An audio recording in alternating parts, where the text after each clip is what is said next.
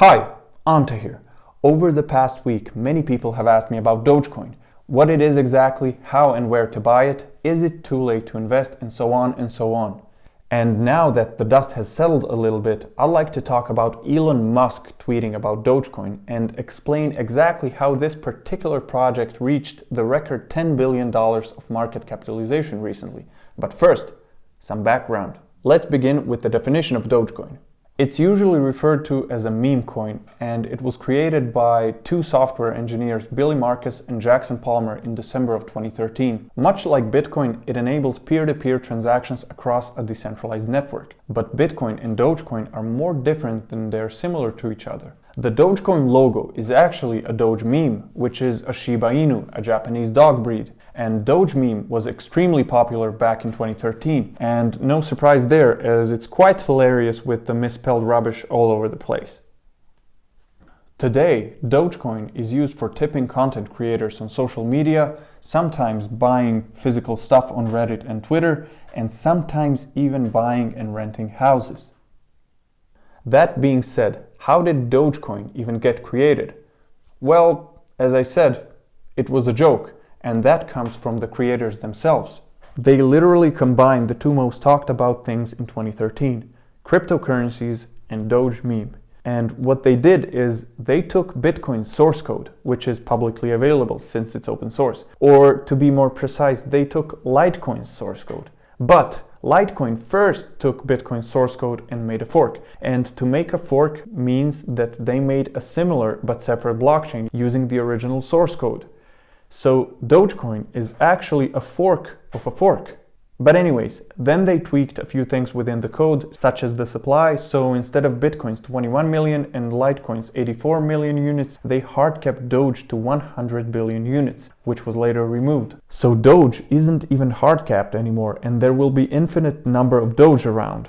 Another change they made to the code is instead of using the word mine for minting new coins like Bitcoin does, they used the word dig, and several other trivial modifications like that. And they did all that in 3 hours. 3 hours! And just how serious the project was can be seen in one of CNET's articles, where it says, but Markus and Palmer didn't pre-mine any Dogecoin because they weren't serious about launching a cryptocurrency. Quote, "We thought it was this big joke that would die off," laughs Palmer. But still, Dogecoin's internet community grew rapidly, and within months its market value reached $60 million. Basically, it became a thing by accident. So the creation of Dogecoin was stupidly easy, but what about the use case? What is the problem that Dogecoin solves in the world?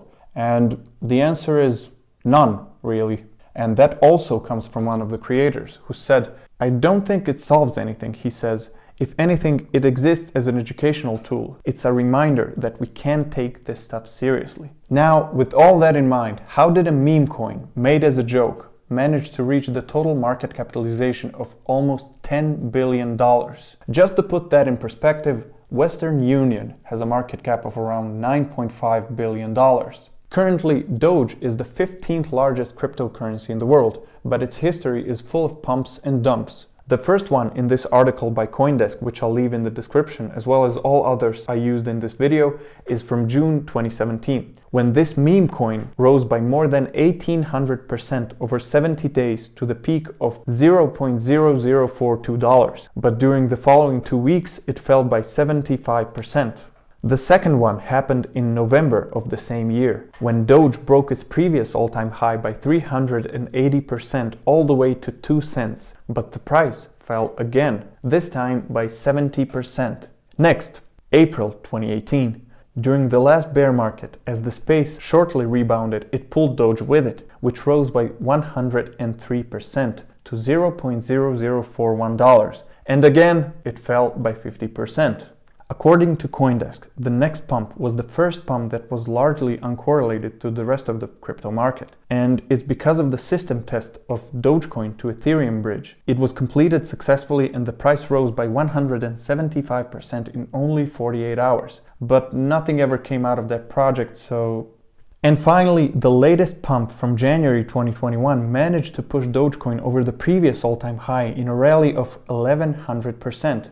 There are many reasons why it pumped so heavily. First of which is Wall Street Bets, which is a group of Redditors who decided to unite against the traditional investors who were heavily shorting or betting against certain companies like GameStop, AMC, and such. In short, and no pun intended, shorting means that you first have to borrow stocks from someone, then sell the stocks at the current price with a contract by which you have to return the stock at a later time. Why you'd want to do that is because if the price starts falling right after you sell or short, it allows you to buy it back at a lower price. You can then return the stock to the owner when the contract expires and keep the difference between the exit and entry prices and thus turn profits. So it all ends well if the price falls after you sell. But if it increases, that means that when the time comes, you'll have to buy the stock at a higher price than you sold it at. That is, you have to spend more money to get the stock back so you can return it to the owner. And when that happens on a large scale, something called short squeeze occurs, which looks something like this. So what Wall Street Bets did was they kept buying the GameStop stock, which made the price skyrocket, thus making the shorters buy back in, which then pushed the price up even more. All of that resulted in many hedge funds going bankrupt, and most of them had to be bailed out. Also, trading platforms such as Robinhood even disabled buying GameStop stocks and enabled only selling in order to prevent further price increase, which is pretty shady and one-sided, as they always covered the traditional investors' backs, which is the main reason why Wall Street Bets even formed in the first place. And also, of course, because traditional investors constantly use dying companies to make significant profits by killing them early with shorting. But anyways, what happened afterwards is that the, let's call it, movement spread to other assets as well. And it sparked the idea of people organizing in Telegram groups made only for pumping certain coins, such as XRP. The collective pump of XRP community was scheduled for February 1st, but the pump, of course, started a few days earlier. And eventually, the price exploded by 150% all the way to 75 cents. But it immediately corrected by 55% during the following 15 hours. The movement naturally also spread to Dogecoin, which pumped like crazy. But that wasn't the only reason Dogecoin pumped. There's also this minor thing called the richest person in the world tweeted about Dogecoin.